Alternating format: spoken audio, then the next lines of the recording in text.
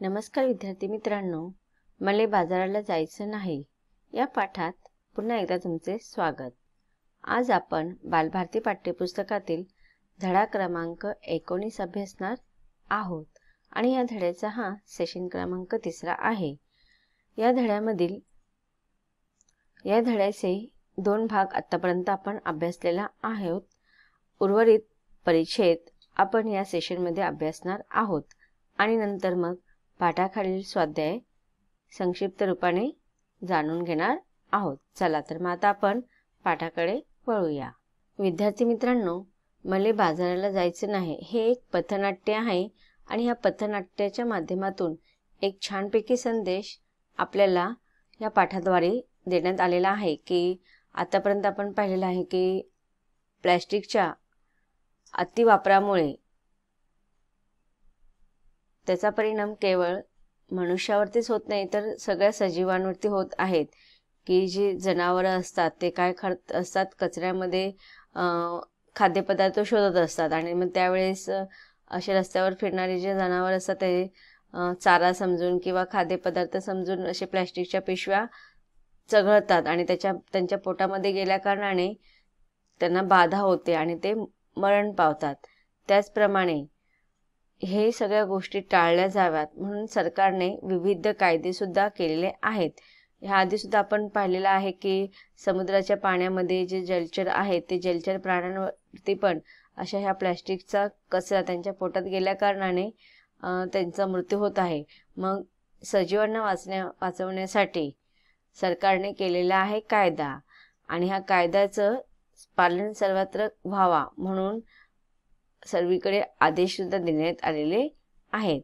मग आता असेच सरकारने कायदा केल्यानंतर सजीवांना वाचवण्यासाठी आपण सुद्धा पुढे हातभार लावला पाहिजे। आपण सुद्धा कमीत कमी प्लास्टिकचा वापर केला पाहिजे आणि प्लास्टिकचा वापर करत असू तरी पण ते प्लास्टिक अशा ठिकाणी टाकायचे नाही जेणेकरून इतर सजीवांना त्यांच्या जीवाला धोका निर्माण होईल, असं आपल्याला करायचं नाही।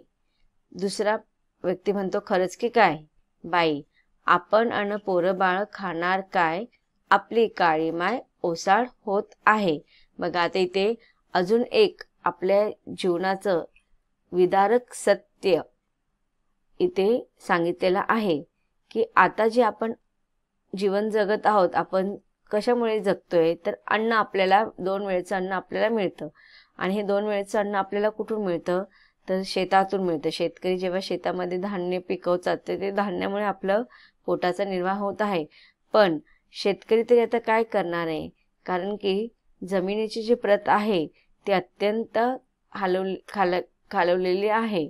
का बरं, की आपली काळी माय ओसाड होत आहे। काळी माय म्हणजेच काय, आपली शेती। ओसाड होणेच म्हणजे उजाड होणे, उजाड होणे म्हणजेच नापीक होणे। आता बघा अगोदर आपली ही शेती जी असायची ती सुपीक असायची, पण आता काय होत आहे, या वाहत्या पाण्याबरोबर प्लास्टिकचे थैल्या किंवा प्लास्टिकच्या वस्तू जमिनीमध्ये वाहत येतात आणि मग ते जमिनीमध्येच अडकतात आणि त्यामुळे काय होते की ते मातीमध्ये कुजतात आणि त्यामुळे काय होत आहे, आपली ही जी शेतीची जी जमीन आहे, जी माती आहे ती नापीक होत आहे आणि त्यामुळे सर्वत्र ही जमीन काय होते, तर नापीक असल्यावरती शेतकरी त्याच्यामध्ये अन्नधान्य नाही पिकवत आणि ती अशीच उजाड किंवा ओसाड राहते। म्हणजे एकंदरीतच काय तर अशा आपल्या ह्या चुकीच्या वागण्यामुळे सर्वत्र या सजीवांवरतीच याचा परिणाम नाही होते तर आपल्या धरती मातेवरती सुद्धा परिणाम होत आहे। तिसरा म्हणतो, कशी काय बाई म्हणते, जमीन नांगरली, प्लास्टिकची जाळी वरती आली, शेतात पीक येईल कसं, कशी मिळतील खंडीभर कंच, म्हणून म्हणते मला बाजाराला जायचं नाही, मला बाजाराला जायचं नाही। आता बघा तो व्यक्ती तिसरा व्यक्ती जो आहे तो विचारतो की कशी काय आपले पोरबाळ उपाशी राहणार, तेव्हा ते स्त्री सांगते की जमीन नांगरल्यावरती काय होते, ते नांगरताना प्लास्टिकच्या अनेक तऱ्हेच्या वस्तू ह्या जमिनीमध्ये मिळत असतात। आता आपण पाहतो की जमिनीमध्ये प्लास्टिकच्या पिशव्या असतात किंवा मग प्लास्टिकच्या बाटल्या असतात, तर ह्या नांगरताना ह्या सगळ्या वस्तू भेटत असतात आणि त्यामुळे जमिनीची जी कस आहे ती अत्यंत खालवलेली आहे। म्हणून ती म्हणते की शेतात पीक कसं येईल, कशी मिळतील आपल्याला? खंडीभर कंस म्हणून म्हणते. जर शेत नापीक होईल तर आपल्याला खंडीभर कंस मिळणार नाही. अन्नधान्य पूरक असं अन्नधान्य आपल्याला मिळणार नाही. अन्नधान्याची पण टंचाई निर्माण होणार. पहिला, यापेक्षा मी सांगतो तसं कर. समद्या लोकांना उपदेश दे. बाई, त्यो ओ काय? तिसरा, वापरू पिशवी कापडाची आणि कागदाची. वापरू पिशवी कापडाची आणि कागदाची. प्लॅस्टिक पिशवी नकोच, काळजी घेऊ वसुंधरेची. प्लॅस्टिक पिशवी नकोच, काळजी घेऊ वसुंधरेची. मग बघा, आता ह्या स्त्रीचा आपल्याला कारण कळलेलं की तिला बाजारात का नाही जायचंय. आणि जेव्हा हे कारण सगळ्यांना कळतं तेव्हा तो पहिला व्यक्ती म्हणतो की तू एक काम कर, सगळ्यांना उपदेश दे, म्हणजे संदेश दे. तेव्हा ती बाई म्हणते काय संदेश देऊ? तेव्हा तिसरा व्यक्ती म्हणतो की तू सगळ्यांना संदेश दे की आता सगळ्यांनी प्लॅस्टिकची पिशवी वापरायची नाही, तर त्या प्लॅस्टिकच्या पिशवीच्या ऐवजी सगळ्यांनी कपड्याची पिशवी किंवा कागदाची पिशवी वापरायची. आणि अशा रीतीने आपल्याला आपल्या वसुंधरेची, वसुंधरा म्हणजेच ही धरती, पृथ्वी, जमीन, तर आपल्याला आपल्या जमिनीची काळजी घ्यायची आहे, आपल्या पृथ्वीची काळजी घ्यायची आहे. आणि त्यासाठी आपण सर्रास ह्या प्लॅस्टिकच्या पिशव्यांचा किंवा वस्तूंचा वापर टाळला पाहिजे.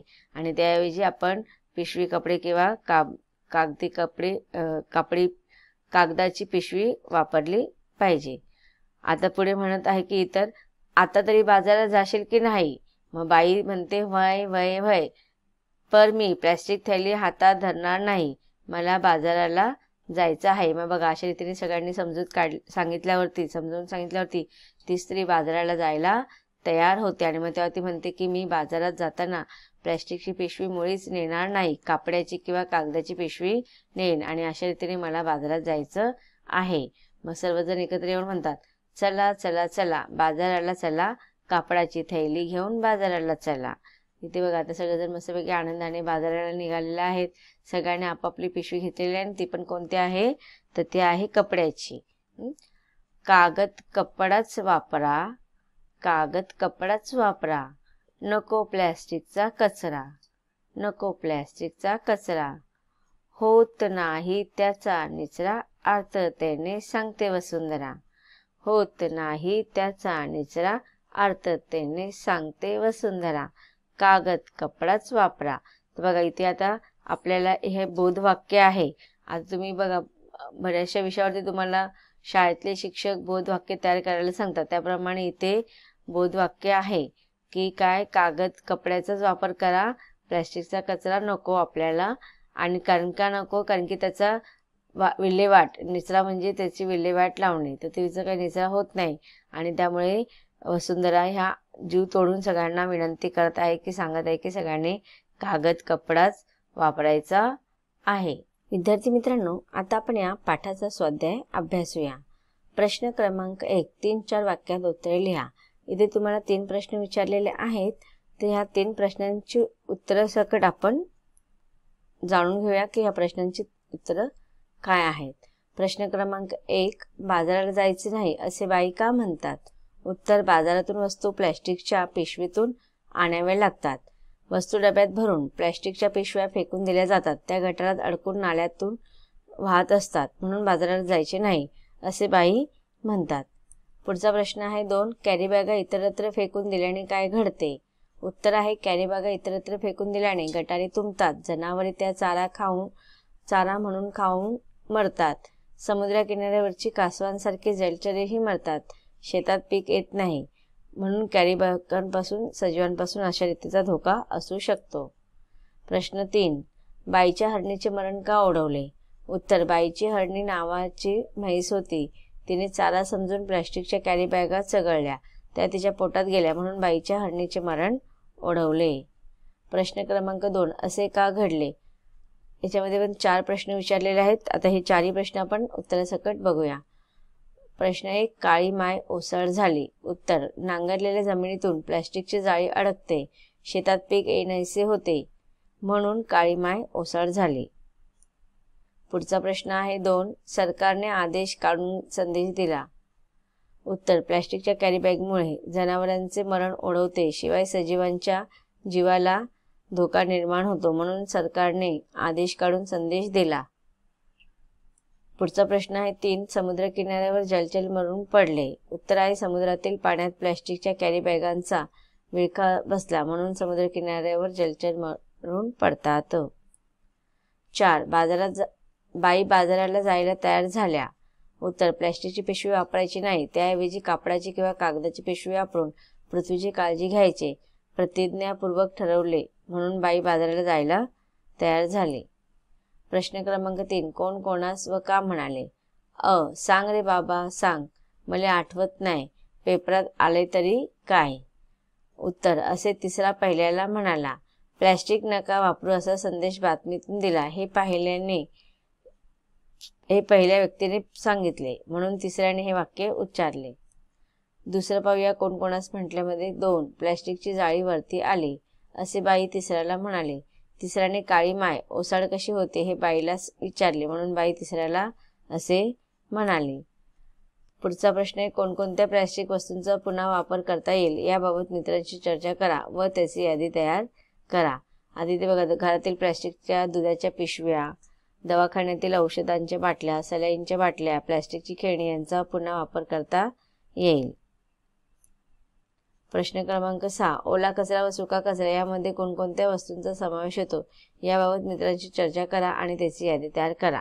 तर बघा, ओला कचऱ्यामध्ये शेळी अन्न, केसांची गुंतावळ, फळांच्या साली, नारळाच्या करवंटी, मातीची भांडी, फुले, पाने, गव्हाचा कोंडा, झाडू, मक्याची कणीस, अंड्याची टरफलं, गवत, मटाची हाडे, शेंगांची टरफलं, फुलांचे हार, उसांचा चोथा, चहाची पावडर, चपाती, फळे इत्यादी ओला कचऱ्यामध्ये समाविष्ट होतात.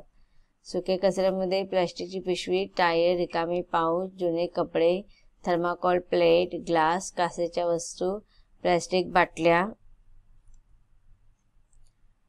प्लॅस्टिकच्या बॉटल, जुने बूट, चप्पल, सिगारेट, प्लॅस्टिक खुर्ची, रिकाम्या दुधाच्या पिशव्या, रिकामी बॉक्स, जुनी खेळणी आणि बल्ब हे सगळे सुका कचऱ्याच्या अंतर्गत येतात.